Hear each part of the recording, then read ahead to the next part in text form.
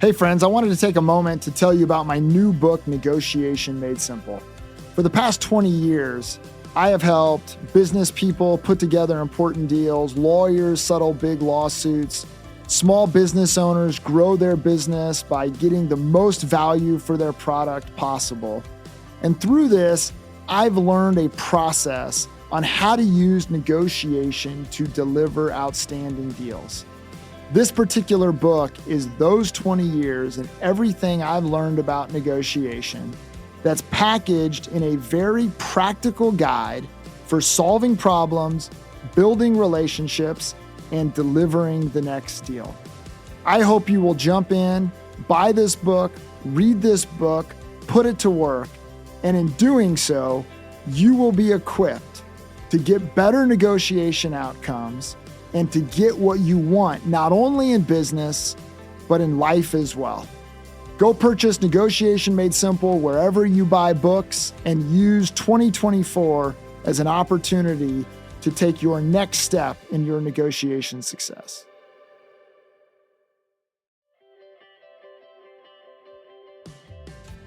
Welcome to Negotiation Made Simple, where we help you master the art of negotiation and win the next deal.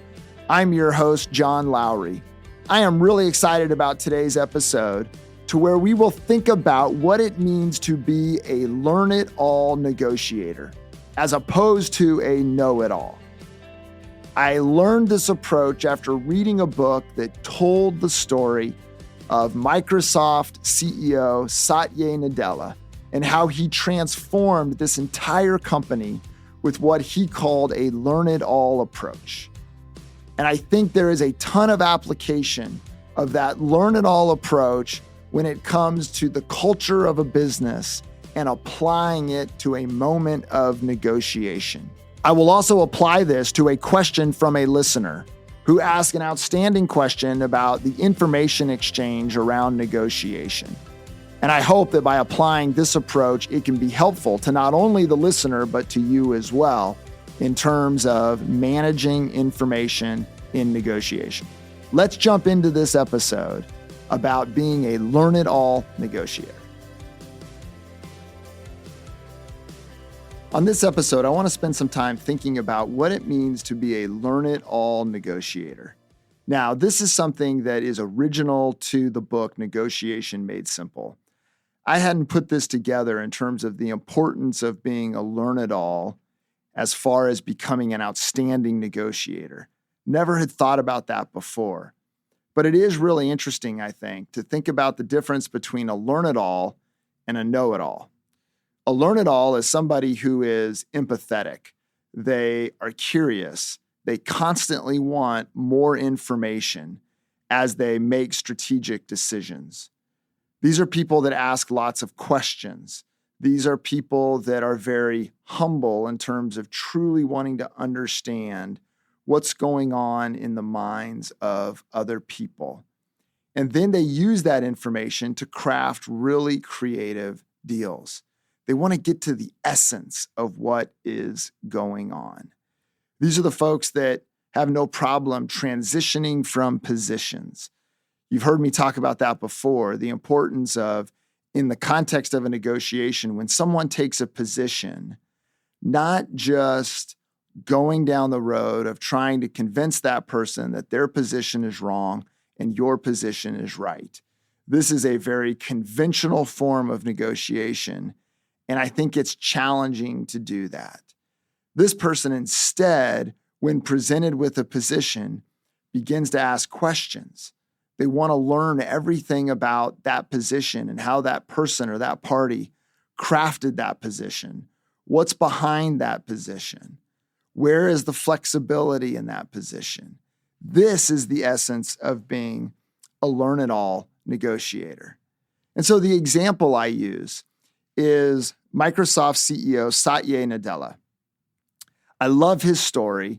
I read his story in a book, and I thought it was so powerful and had such application to negotiation that I included it in the book. So Nadella was the third CEO in the history of Microsoft. He had to follow in the footsteps of founder Bill Gates and then the highly charismatic Steve Ballmer, who people now know as the owner of the Los Angeles Clippers. He grew up in India. He was raised in a Hindu family. He attended college both in India and here in the United States. And then a few years later, he and his wife, Anu, welcomed a baby boy named Zane.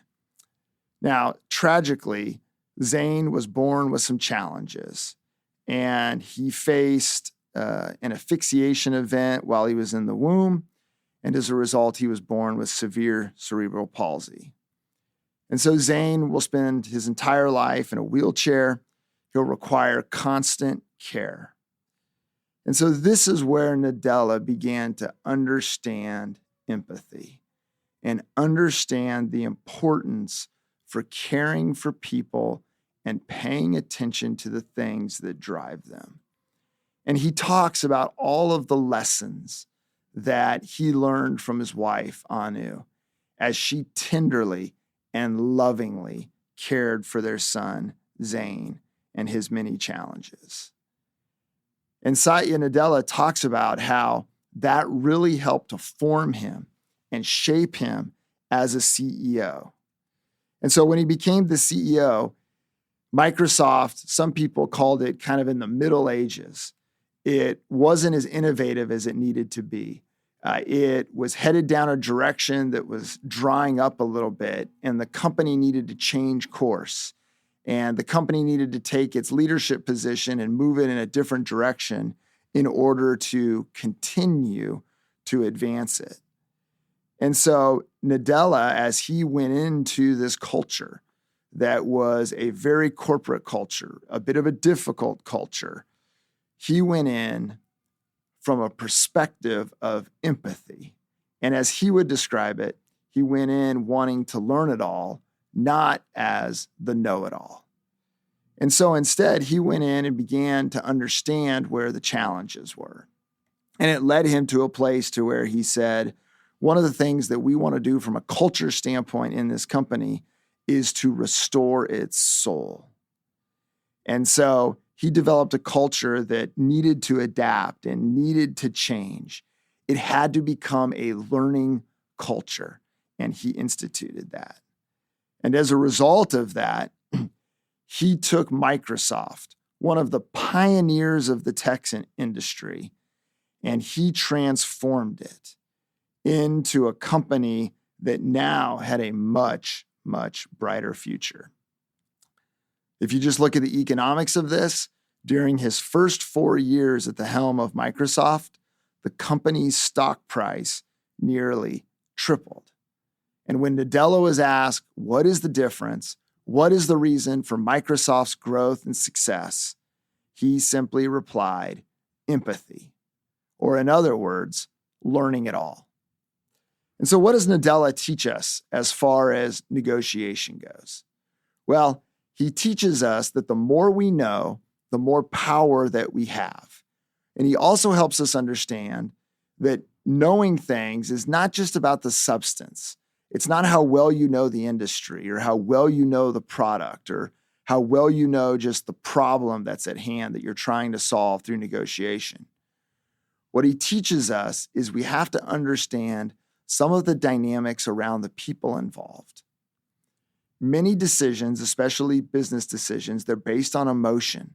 They're based on ego. They're based on fear. They're based on all of these things that drive people to make the decisions that they make or to take the positions that they take. And what Nadella teaches us is in order to maximize success, in order to optimize outcomes, we've got to learn as much as we can. And so practically, what do we have to do in order to do that? Well, first, what I like to say is you have to set the table. You have to create an environment where everyone is comfortable sharing some of these things that are really going on inside of them. And that can be really difficult to do in a formal business setting, or it can be difficult to do where the relationships are adversarial. That's why it's so important at times that you get people out of those environments. I hear mediators talk a lot about sometimes just taking a walk to where instead of in that formal environment of being in a conference room with a big table in the middle, sometimes mediators will take the parties or take the lawyers and they'll literally just go on a walk. And I've literally seen mediators to where they've taken people around the building, creating a different environment, asking different questions that can allow things to be uncovered that can be the key to negotiation success. Sometimes as you go through that process and you learn it all, you realize that there's nothing there to work with. That at the end of the day, the other side wants you to lose, or the other side wants you to have to make the concession that you don't want to make, or the other side is trying to grab the power, and they know that that means that you will lose power. And so there are some things to where as you learn that, you recognize that you won't be able to accommodate it. And so I don't want you to have the misconception that this always leads to some kind of rosy, beautiful outcome. But it's important to know that if the other side is in a situation to where they are ready to be ultra competitive, and it is in their interest to be competitive, even though there's not opportunity to kind of create alignment there with them, there's not opportunity to perhaps creatively and cooperatively work towards a deal, you want to learn that. You want to know that because it will help you make decisions that protect yourself in an environment like that to where you don't get exploited. And so as negotiators, we want to set that table. And then as we find those opportunities, should they present themselves, which they often do, then that gives us the opportunity to get real creative and real cooperative in terms of working with the other side to build on what you have learned from them, what they have learned from you, that can become the foundation of a great deal. And so from there, it's taking that information, it's beginning to brainstorm ideas on how are we going to solve this? Here's what we're solving for. Let's think together about how we can work that out. And this is a process to where ideas begin to flow. Some of those ideas will be great ideas that you're excited to pursue. There will be other ideas where you're not interested in them at all. But it's important in order to execute this learn-it-all approach, it's important that we just embrace every idea that comes onto the table. And then you'll get to decide which ideas you want to pursue as potential outcomes and which ideas you want to leave behind. And so this learn-it-all approach, while it was effective in transforming Microsoft, I believe it can be effective in transforming your negotiations as well. Notice with me, it starts with the people elements. That's one of the big things that I see that people don't learn enough about. They know about the economics, they know about the market, they know about the product, they know about the service. There's all of these things that people learn about as they're out there trying to do business or trying to grow a company. But one of the things that people often don't know about is what's going on in the hearts and the heads of the people that they're doing business with. The people that understand this, the companies that understand this, I believe are the companies that become industry leaders and are most successful. And you could identify those companies. You could understand those companies. Luxury brands, for example. Luxury brands, while they provide a product that is perhaps better, the reality is that there is a reason why people will pay substantially more for a luxury brand. And it doesn't have to do with the fact that those products have more bells and whistles. It often has to do with the fact that luxury brands, they do something that just standard brands do not do. Luxury brands give people a sense of status. They play to ego a little bit. And luxury brands, they understand that about themselves, and they are very, very good at doing it. And so that's just one example in the business world. There are other examples in the technology world. So as we talk about Microsoft, Microsoft had to do a lot in terms of rethinking its technology so that it could become more competitive with Apple. And Microsoft had to begin to think about something other than the personal computer in order to do that as people's needs changed. And so now if you look at the suite of products that are offered by Microsoft, Microsoft has tablets and Microsoft has a wide variety of products that are accommodating people in terms of how they want to do personal computing. And it's not just a desktop computer. It's different kinds of devices. And so here we see the leading companies. They're trying to create convenience. They're trying to provide for status. They're trying to do all these things. And notice, these are human things. They're trying to touch the individual and the emotional needs of people. And as they do so, they're putting their product in the middle of that, and they're delivering tremendous success.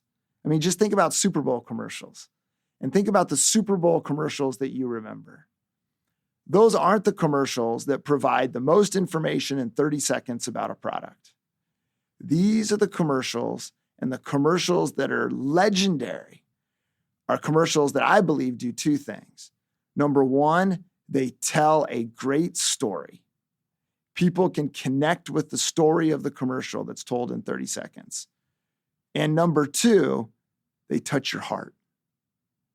It's not about the product. It's about touching people's heart and getting them to connect with the brand or getting them to connect with that value that we all share. And then very creatively, they put their product right in the middle of that.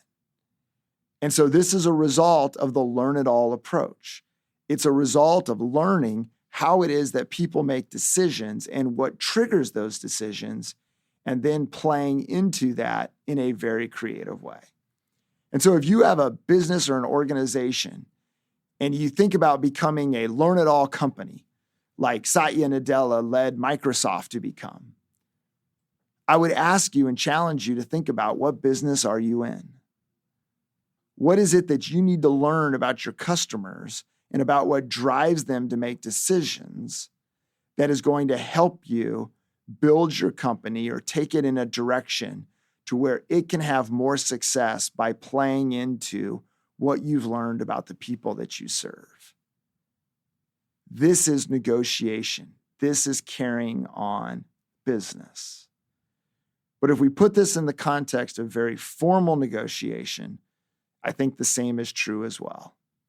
The people that do the absolute best at the table are the people that best understand what's driving the other side and are the most creative in coming up with ideas that deliver that for the people that are making the decision to either do business, sign the contract, solve the problem, or whatever the case may be. And so this approach of being a learn-it-all negotiator, it gives you more power. It gives you more leverage at the table. And as a result of that, you will be able to craft better deals. You will be able to solve problems that no one else can solve.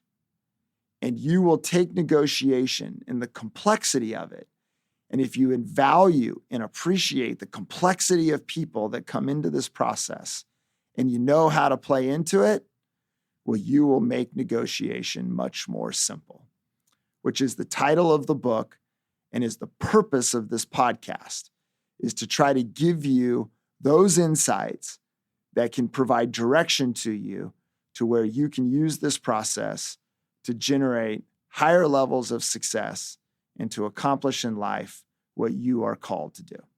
It's time for the Negotiation Navigator segment. I love these where I get to answer questions from listeners of the podcast. This one comes from Tom, and Tom writes this. He says, "Hey, John, I'm reaching out because I'm in a bit of a situation with a business negotiation and could really use your expertise. My partner and I are eyeing a merger with another company. it looks like a fantastic opportunity for growth, but there's a snag. We don't have all the information we need about the other company.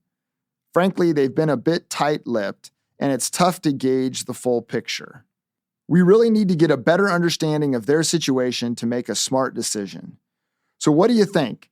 Any advice on how we can get them to share more information? We're really looking for some strategies or techniques that could help us navigate this whole thing smoothly. All right, so Tom, that's a classic negotiation challenge, and it's one of the values that gets exchanged, and that's information. And so the information exchange, that is part of the negotiation. And so here's what I would tell you. Number one, I would tell you that sometimes you have to negotiate the process before you can negotiate the substance. And the acquiring information, that is part of the process. So if you're not getting the information that you need to get, it's important to stop the process until you get that information. Otherwise, you're going to be making decisions and you're going to be negotiating blindly without that information, and there is significant risk that you could make the wrong move. And so we don't want to do that. And so one of the things I think you can do is, without being obnoxious about it, I think you can slow things down and simply say, we're excited about moving forward. We look forward to getting to the next stages of trying to put this deal together. But one of the challenges we are having is we don't have enough information to be able to work through our diligence process to be able to get to the next stage of the conversation. And then be very specific about the information that you need. And I would even go so far as to lay out a timeline that you are proposing in which the other side will get you that information. Then, if they don't provide that information over that timeline, or they don't respond to you, then I think you step back and say, and you begin to explore why it is that they won't share the information. Now, here's where your questions become really, really important. And I'd simply step back and I'd try to give them a call. I wouldn't do this kind of in a formal way, but I'd kind of just step back and say, hey, listen, I just wanted to call and touch base. Just help me understand a little bit. We've asked for some information. It's not been forthcoming. Just love to understand kind of where you're at and what seems to be the barrier to getting this information on the table. And just give them a chance to explain. Now, you'll have to monitor that response and make strategic decisions based on that response. But sometimes it can be things that are very practical, and there's just a lack of communication, and that's what you're helping to solve for. Other times, it could be something that they are trying to maybe hide the ball a little bit, or there's some information that they don't want to share because it's negative and it'll hurt the value of the company or something like that. They may not be as forthcoming, but I think you might be able to pick up if they're dodging something or not. And then in that case, you may want to start a different process, or you may want to think about whether or not this is something to pursue or not. So that becomes kind of the key, is to make the specific request. If it doesn't get honored, begin asking questions and just give them an opportunity to explain what the challenge is. And then from there, based upon what you learn, which is the theme of this particular episode, you will be in a much better position to make some strategic decisions. The other thing you can do if you want to take a bit more of a competitive approach is, if they are requesting information from you, you might slow that down. And you might, again, negotiate the process that says, we've had a difficult time getting information from you. I know that you want this information from us. We have it ready, but we don't want to provide this information until we get the information that we need. The idea of exchanging information in pursuit of this deal, it's important that it's a two-way street. And so that's a little bit more competitive, but that's another way that you could do it, to where if there's something that they want from you, you can hold it back just a little bit to where you can use it as leverage to get the information that you want from them. And so information, it is a valuable resource in the negotiation process. And your questions suggest that you are wise enough and careful enough, which I love, to be sure that you get the information on the table, the right information to where you can make the right decisions before you just plow through the process. So many times I've seen people in this situation to where they're so excited about the deal that in the absence of information, they make assumptions. And those assumptions are wrong. And as a result of that, they find themselves stuck to where they've pursued the deal or they've put an offer on the table. And as a result, it's the wrong offer and they lose value or they get exploited because their assumption wasn't right. And so instead of making assumptions and just continuing to move forward, slow down, back up, negotiate on process, give them a chance to produce the information, and if not, begin asking questions as to what the holdup is. And I think you'll work through it. And if you don't work through it, you'll learn some really important things that may cause you to have a different perspective on the opportunity in the deal. Tom, thanks so much for that outstanding question, a real business dilemma that lots of people find themselves in. I hope that this answer and this information was really helpful in terms of how to overcome it. I think you can get there if you use the right process. So keep these questions coming. I love answering these questions because it's the practical advice that I think is so valuable for people.